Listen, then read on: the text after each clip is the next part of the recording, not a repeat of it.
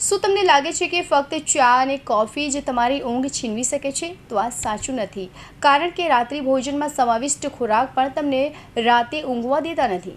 ઘણીવાર લોકો માને છે કે ચા કે કોફી ઊંઘ ઓછી થવાનું સૌથી મોટું કારણ છે, પરંતુ વાસ્તવિકતા એ પણ છે કે આપણી રાત્રિ ભોજનની પ્લેટમાં હાજર કેટલાક અન્ય ખોરાક પણ ઊંઘમાં ખલેલ પહોંચાડવા માટે એટલા જ જવાબદાર હોઈ શકે છે.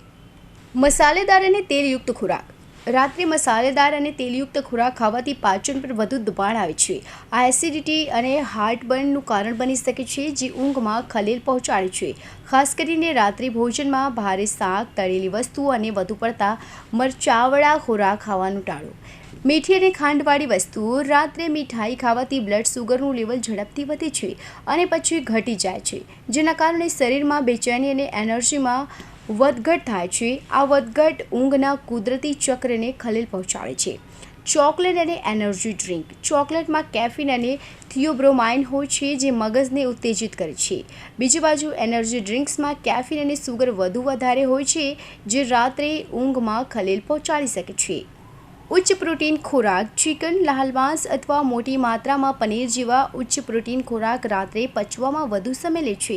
પાચનતંત્ર એક્ટિવ હોવાને કારણે શરીર આરામ કરી શકતું નથી અને ઊંઘ આવવામાં સમય લાગે છે. દારૂ અને ઠંડા પીણા. ઘણા લોકો માને છે કે દારૂ ઊંઘ લાવે છે, પરંતુ તે ગાઢ ઊંઘના ચક્રને તોડે છે. બીજી બાજુ ઠંડા પીણામાં હાજર કેફીન અને સુગર ઊંઘ બગાડે છે. સારી ઊંઘ ફક્ત પલંગ અને વાતાવરણ પર નહીં, પણ તમારા આહાર પર પણ આધાર રાખે છે.